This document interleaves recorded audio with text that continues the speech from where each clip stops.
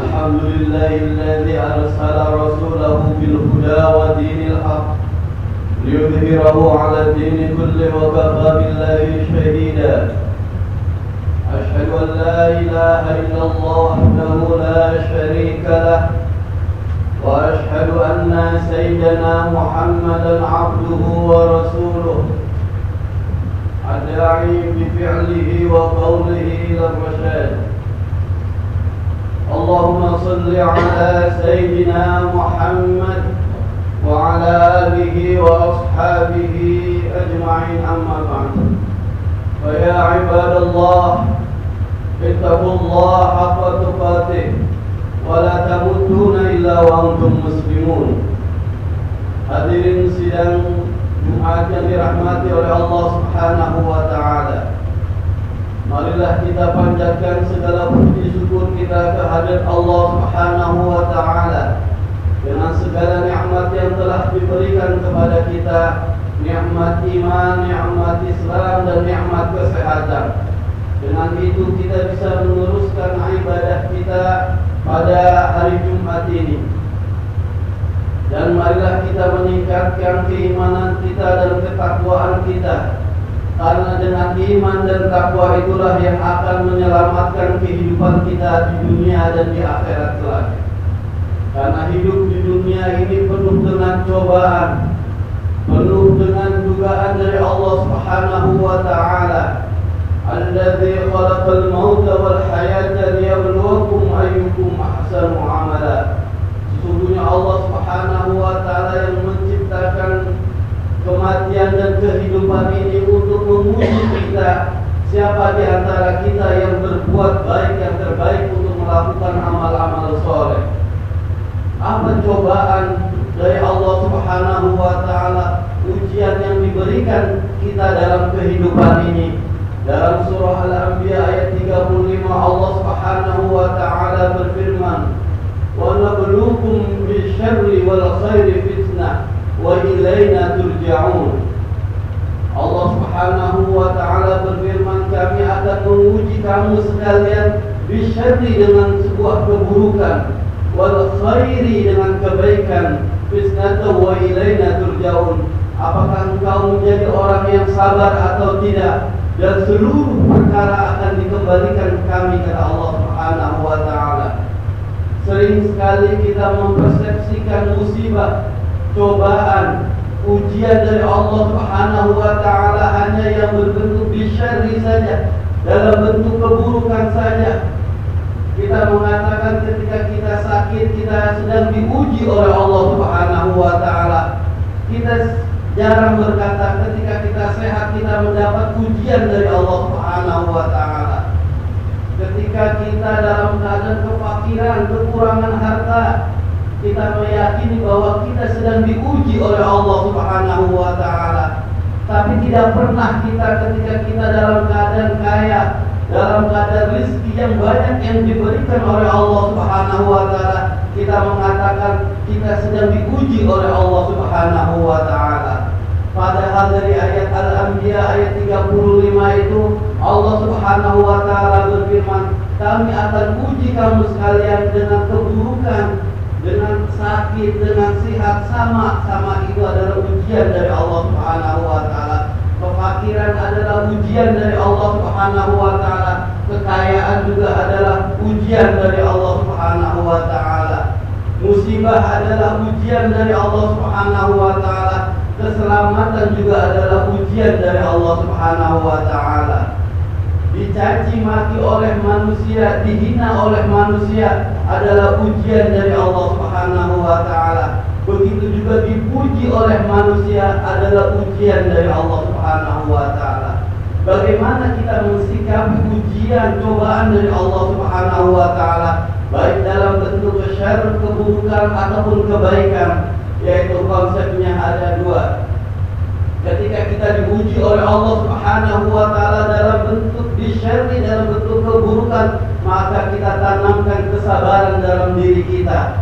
Ketika kita diuji oleh Allah Subhanahu wa Ta'ala dalam bentuk bil khair, dalam bentuk kebaikan, maka kita harus tanamkan dalam diri kita syukur kepada Allah Subhanahu wa taala. Jadi kita tidak boleh lupa daratan bahwa hasil kesuksesan yang kita raih hari ini adalah bukan semata-mata usaha kita, tapi adalah karunia dari Allah Subhanahu wa taala yang harus kita syukuri dan kita kembalikan kepada Allah Subhanahu wa taala. Disinilah peran sabar dan syukur tidak boleh lepas dari kehidupan kita kalau kita mau sukses dan selamat di dunia dan di akhirat. Hadirin sidang Jumat yang dirahmati oleh Allah Subhanahu wa taala. Nabi kita Muhammad sallallahu alaihi wasallam pernah bersabda, "As-sabru arba'ati awjuhin," bahwa sabar ada 4 perspektif, 4 sudut pandang. Yang pertama adalah as-sabru 'alal musibah, yaitu sabar ketika kita ditimpa musibah. Bentuk musibah apapun yang diberikan oleh Allah Subhanahu wa taala pasti akan mendatangkan manfaat yang banyak pada diri kita. Kalau kita ridho terhadap pemberian Allah Subhanahu wa taala dan sabar menjalani musibah yang diberikan oleh Allah Subhanahu wa taala. Yang kedua adalah as-sabru 'alal fara'id, yaitu sabar ketika kita melaksanakan kewajiban-kewajiban yang diperintahkan oleh Allah Subhanahu wa taala. Karena kewajiban yang diperintahkan oleh Allah Subhanahu wa taala dalam rangka meningkatkan ketakwaan kita, dalam rangka menambah keyakinan kita, menambah takarrub kita kepada Allah Subhanahu wa taala. Ini bukan ringan, berat untuk dilaksanakan. Contoh yang paling real adalah ketika sholat subuh. Kita sedang nyenyak-nyenyaknya tidur, azan berkumandang, as-salatu khairum minan naum. Ketika pada saat itu kalau kita tidak sabar melaksanakan perintah Allah, maka kita akan teruskan tidur kita.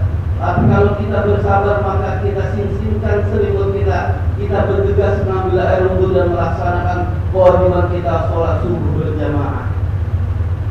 Ini adalah perlu kesabaran dan ketabahan hati untuk melaksanakan perintah-perintah kewajiban dari Allah Subhanahu wa taala, baik zakat, puasa dan haji. Begitu juga haji yang memang man istata'a ilaihi sabila, barang siapa yang mampu melaksanakannya. Tapi dari sekarang kita sudah mulai berniat melaksanakan ibadah haji.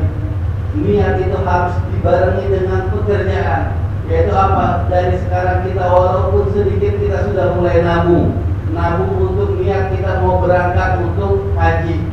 Ini kalau kita tidak niatkan, susah kita untuk berangkat haji. Maka dari sekarang kita sudah niat untuk haji. Jangan sampai kita tidak niat melaksanakan faraid, fardu-fardu yang telah diwajibkan oleh Allah Subhanahu wa taala kepada kita. Yang ketiga adalah kata Nabi sallallahu alaihi wasallam, as-sabru 'ala adhin nas, bersabar ketika kita dihina oleh manusia, dicaci maki oleh manusia. Maka kita hanya mengatakan bahwa semua pujian, cacian itu datangnya dari Allah Subhanahu wa taala. Kalau kita dipuji pun sama derajatnya ketika kita dihina. Ketika dihina kita menyadari bahwa kita memang makhluk yang lemah, makhluk yang hina. Hanya Allah yang maha sempurna, bahwa Allah maha alim, maha jamil, maha kaya. Kita adalah insan yang dhaif. Semuanya adalah titipan dari Allah Subhanahu wa taala. Yang ketiga adalah, yang keempat kata Nabi adalah as-sabru 'alal faqri, yaitu sabar ketika kita dalam kekurangan harta, bersyukur ketika kita kelebihan harta. Maka dari itu sabda Nabi kita Muhammad sallallahu alaihi wasallam yang menuntut kita untuk sabar, dan juga firman Allah Subhanahu wa taala yang menyuruh kita untuk bersabar, innallaha ma'as sabirin. Semoga kita digolongkan oleh Allah Subhanahu wa taala dari golongan minas sabirin, orang-orang yang bersabar, dan juga minas syakirin, dari golongan orang-orang yang bersyukur. Inna ahsanal kalam kalamullahil malikil mannan. A'udzu billahi minasyaitonir rajim. Bismillahirrahmanirrahim. Wal 'asri innal insana lafi khusr illa alladziina aamanu wa 'amilus shalihati wa tawassaw bil haqqi wa tawassaw bis sabr. Barakallahu li wa lakum fil Qur'anil 'azim wa nafa'ani wa iyyakum bima به من الآيات والذكر الحكيم، وتقبل الله مني ومنكم تلاوته إنه هو